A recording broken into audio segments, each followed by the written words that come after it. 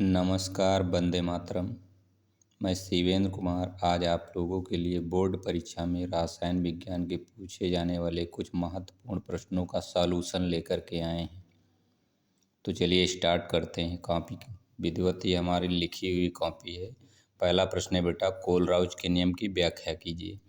तो कोलराउज ने बताया कि जब किसी विद्युत अपघटनी विलयन को अनंत तंत्र तक ले जाया जाता है तो विद्युत अपघट्य का पूर्ण रूप से आयनन हो जाता है। फिर पैराग्राफ चेंज करके लिखेंगे कि दुर्बल विद्युत अपघट्य के आयनन के फलस्वरूप उत्पन्न विलयन की तुल्यांकी चालकता और मोलर चालकता विद्युत अपघट्य के धन आयनों और ऋण आयनों के योगफल के बराबर होती है। यानी लैम्डा ई क्यू इनफाइनाइट बराबर N positive lambda E Q infinite plus N negative lambda E Q infinite. और मोलर चालकता lambda M infinite equal N positive lambda M infinite plus N minus lambda M infinite. अगला प्रश्न है आपका कि वैद्युत रासायनिक श्रेणी के उपयोग लिखिए। तो वैद्युत रासायनिक श्रेणी के उपयोग है बेटा, वैद्युत रासायनिक श्रेणी में ऊपर से नीचे जाने पर धातुओं की रासायनिक सक्रियता तथा धन विद्युतीय लक्षण क्रमशः घटते हैं। नंबर 2, जिन धातुओं के मानक अपचयन विभव का मान हाइड्रोजन के सापेक्ष ऋणात्मक होता है वे अम्लों के विलयन से हाइड्रोजन प्रतिस्थापित कर देते हैं। अगला पॉइंट है धातुओं की क्रियाशीलता की तुलना करने में।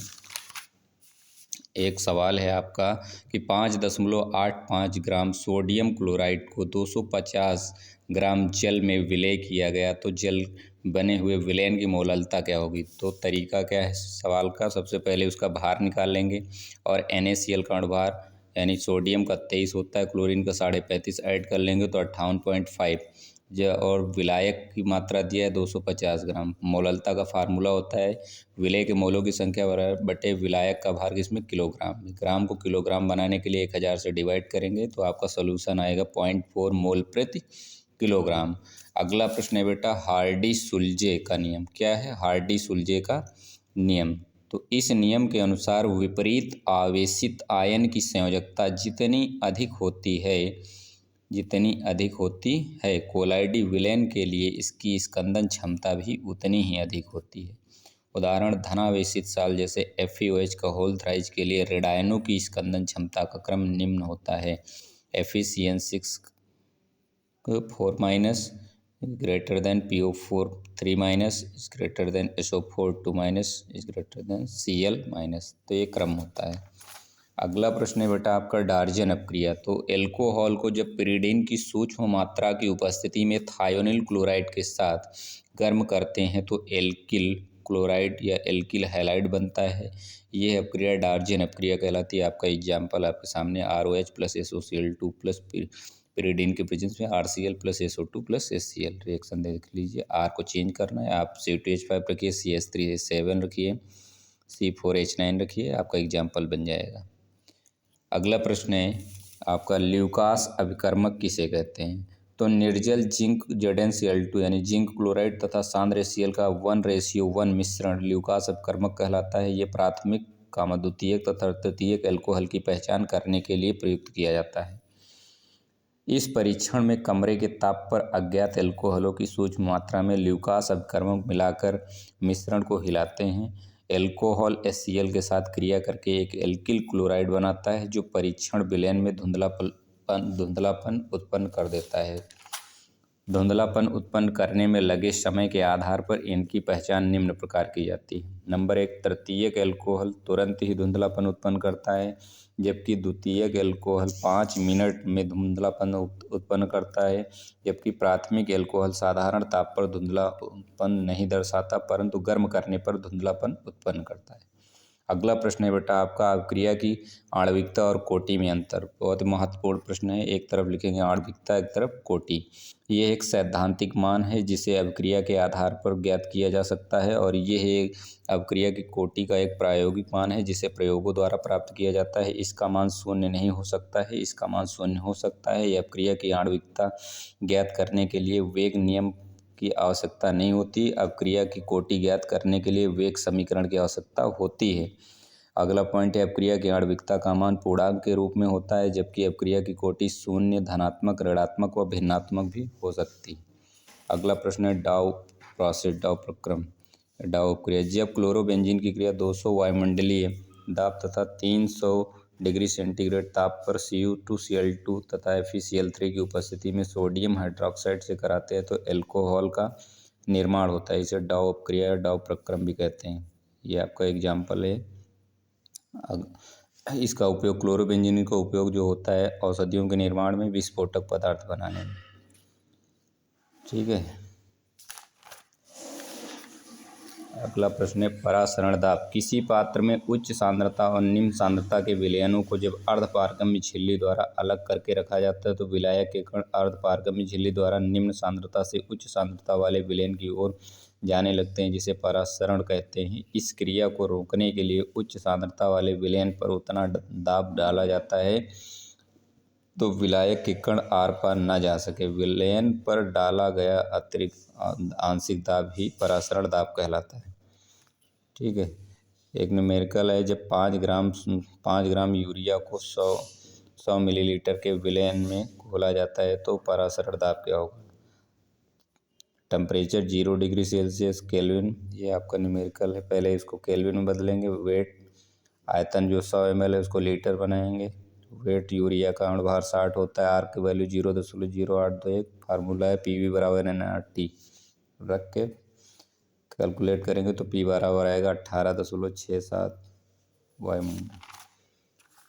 अगला प्रश्न है नष्ट समीकरण। इलेक्ट्रोड विभव तथा विलयन की सांद्रता के मध्य संबंध को दर्शाने वाले समीकरण को नष्ट समीकरण कहते हैं। जर्मन भौतिक वैज्ञानिक नष्ट के अनुसार किसी ताप पर धातु इलेक्ट्रोड M/Mn+ के विभव, मानक इलेक्ट्रोड विभव और विलयन में धातु आयनों की सांद्रता Mn+ में निम्नलिखित संबंध होता है। E बराबर E0 - 2.303 RT/NF log 1 concentration Mn+।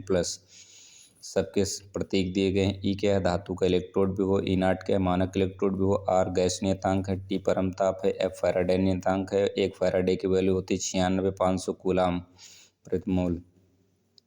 Mn+ क्या है, धातु आयनों की ग्राम आयन प्रति लीटर में सांद्रता। N क्या है, प्रयुक्त इलेक्ट्रॉनों की संख्या। अगला प्रश्न है हैलोजन विनिमय। हैलोजन का प्रतिस्थापन करना ही हैलोजन विनिमय कहलाता है। ये 2 प्रकार से होता है।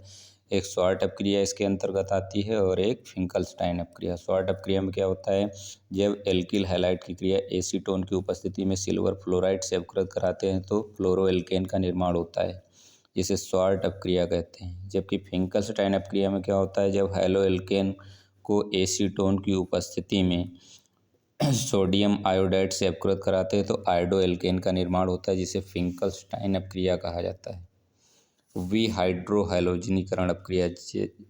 जब किसी हैलोएल्केन की क्रिया किसी जलीय या एल्कोहलीय KOH से कराते हैं, किसी जलीय या एल्कोहलीय KOH से कराते हैं तो हैलोएल्केन से हैलोजन प्रतिस्थापन हो जाता है, जिसे विहाइड्रोहैलोजनीकरण अपक्रिया कहते हैं। आपका एग्जाम्पल है KCl, यहाँ से निकल जाएगा आपका एल्कोहल। हैलोएल्केन जब KOH से क्रिया करोगे तो एल्कोहल में कन्वर्ट होगा। अगला प्रश्न है राउल्ट का नियम। इस नियम के अनुसार अवाष्पशील विलेय पदार्थों के विलयनों के लिए वाष्प दाब का आपेक्षिक अवनमन विलयन में उपस्थित विलेय के मोल प्रभाज के बराबर होता है। यदि विलयन में विलेय अणुओं की संख्या N और विलायक के अणुओं की संख्या N हो तो विलेय का मोल प्रभाज chi अब विलेय बराबर n/n + N। यदि किसी विलायक का वाष्प दाब P0 और विलयन के वाष्प पदार्थ का वाष्प दाब PS हो तो वाष्प दाब में अवनमन बराबर हो जाएगा P0 - PS। वाष्प दाब का आपेक्षिक अवनमन होगा P0 - PS/P0। फार्मूला होगा P0 - PS/P0 = n/n + N, जिसे राउल्ट का नियम कहते हैं। कभी कभी पूछा जाता है राउल्ट के नियम की सीमाएं। तो राउल्ट के नियम की सीमाएं हैं, राउल्ट का नियम केवल अवाष्पशील विद्युत अपघट्यों के तन विलयनों पर लागू होता है। राउल्ट का नियम केवल उन अवाष्पशील पदार्थ के विलयनों पर लागू होता है जो विलायक से रासायनिक अपक्रिया नहीं करते। अगला पॉइंट है, चूंकि विद्युत अपघट्य विलयन में वियोजित होते हैं अतः उनके विलयनों पर राउल्ट का नियम लागू नहीं होता। अगला पॉइंट है, जो पदार्थ विलयन में संगुणित होते हैं उन पर भी राउल्ट का नियम लागू नहीं होता है। अगला प्रश्न है क्लोरोबेंजीन बनाने की विधि। प्रयोगशाला में क्लोरोबेंजीन बनाने की विधि।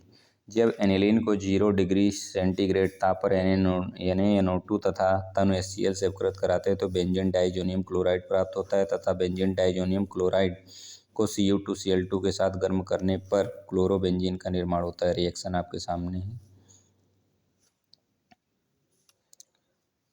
हैलोजनीकरण। जब बेंजीन को अंधेरे कमरे में आयरन की उपस्थिति में हैलोजन से अपकृत कराते हैं तो हैलोएरिन का निर्माण होता है, जिसे हैलोजनीकरण अभिक्रिया कहते हैं। नाइट्रीकरण। जब हैलोएरिन को सांद्र सल्फ्यूरिक अम्ल की उपस्थिति में नाइट्रिक अम्ल से अपकृत कराते हैं तो आर्थो व पैरा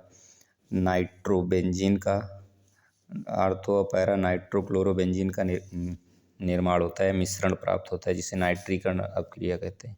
सल्फोनीकरण। जब हैलोएरिन को 80 डिग्री सेंटीग्रेड ताप पर सांद्र सल्फ्यूरिक अम्ल से अपकृत कराते हैं तो आर्थो व पैरा क्लोरोबेंजीन सल्फोनिक अम्ल का निर्माण होता है। अगला प्रश्न है बेटा, SN1 व SN2 अपक्रिया में अंतर। एक तरफ SN1 एक तरफ SN2। विधिवत हमने लिखा है, देख लीजिए। एक SN1 में लिखोगे ये एक अणुक नाभिक रागी प्रतिस्थापन अपक्रिया है जो तृतीयक हैलोएल्केन द्वारा प्रदर्शित की जाती है। ये द्विअणुक नाभिक रागी प्रतिस्थापन अपक्रिया है जो प्राथमिक हैलोएल्केन द्वारा प्रदर्शित की जाती है।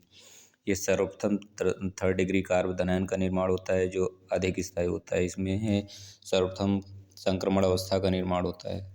तो कार्ब धनायन देखिए कैसे बना है आपका, और ये संक्रमण अवस्था। अगला पॉइंट है, कार्ब धनायन पर नाभिक रागी सामने से आक्रमण करता है जबकि नाभिक रागी प्राथमिक हैलोएल्केन पर पश्चात आक्रमण करता है।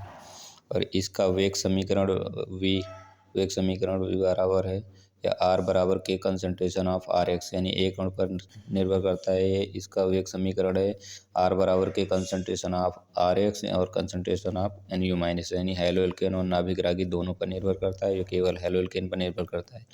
ये अपक्रिया 2 पदों में संपन्न होती है, ये अपक्रिया 1 पद में संपन्न होती है। ठीक है। अगला प्रश्न है आपका कि जब एथिल अल्कोहल को 160 से 170 डिग्री पर गर्म किया जाता है तो रिएक्शन क्या होती है? ईथर बनता है। अगला है, जब एथिल अल्कोहल को जिंक क्लोराइड की उपस्थिति में सांद्र HCl से अपकृत कराते हैं तो एथिल क्लोराइड का निर्माण होता है। जब एथिल क्लोराइड को एसीटोन की उपस्थिति में सोडियम आयोडाइड से अपकृत कराते हैं तो आयोडो एथेन का निर्माण होता है। ठीक है, ये आपकी फिंकलस्टाइन अपक्रिया है। अगला है, जब एथिल अल्कोहल की क्रिया थायोनिल क्लोराइड से कराते हैं तो एथिल क्लोराइड बनता है। अगला है, जब एथिल क्लोराइड की क्रिया एल्कोहलिक के जलीय के वजह से कराते हैं तो एथिल अल्कोहल बनता है। तो आशा करते हैं कि आज का वीडियो आप लोगों को अच्छा लगा होगा। अच्छा लगा तो लाइक करें, सब्सक्राइब करें और ज़्यादा से ज़्यादा शेयर करने का प्रयास करें। जय हिंद, जय भारत।